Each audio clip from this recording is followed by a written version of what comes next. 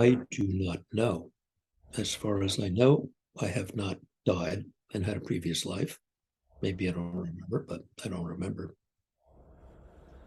I know what I hope happens.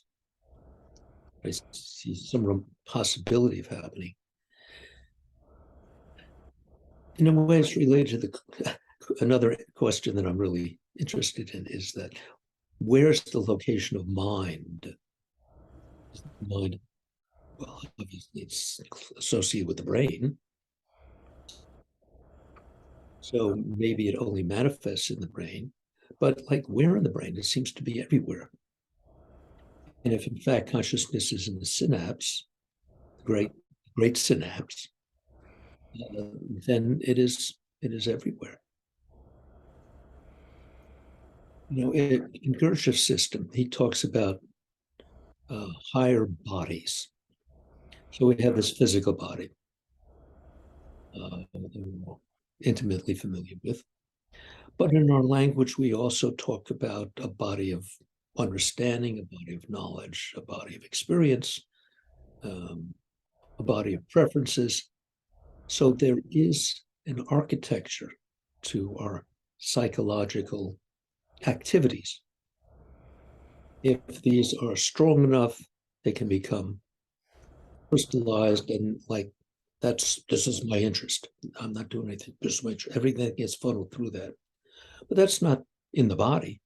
That's in the feelings and in the mind. So suppose through years of inner work, one is able to gain sufficient control of one's attention to direct it to the area in back of one's conditioning. And then confront the question of what is it that is maneuvering the attention? What is that wants to understand? And the kind of understanding that can come out of that produces a very different kind of person. But where is that located?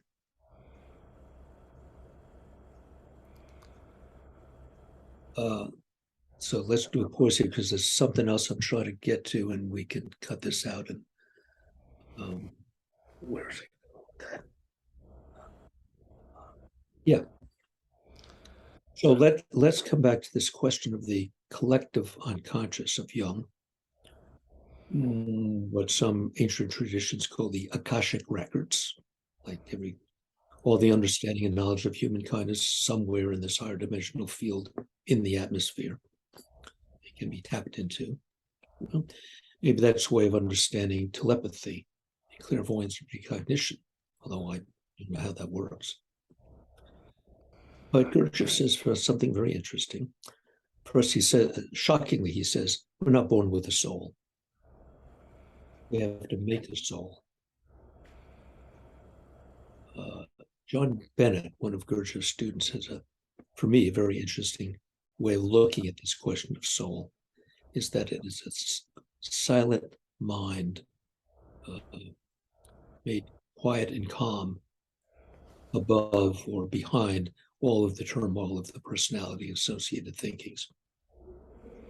Let us suppose that capacity grows in strength with practice over the years and becomes solidified, so that on a regular basis, one's ordinary everyday experiences get filtered through that perspective, that is now the viewpoint. So it has a sort of permanency, but it's not material. It's not part of the body. Gurdjieff implies that that can survive the death of the physical body because it has a life of its own in this higher dimension. So maybe if one has developed something like that, there may be continuing awareness beyond the death of the body.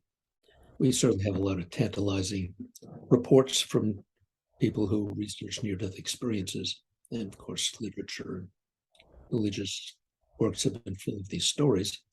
So a lot of people have reported interesting things when their bodies have apparently clinically died and then come back.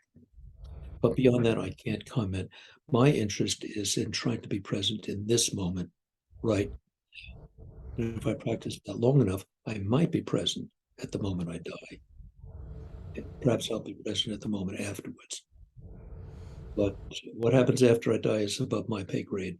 I'm just focused on trying to be alive and present now and not dead and unconscious, lost in my associations.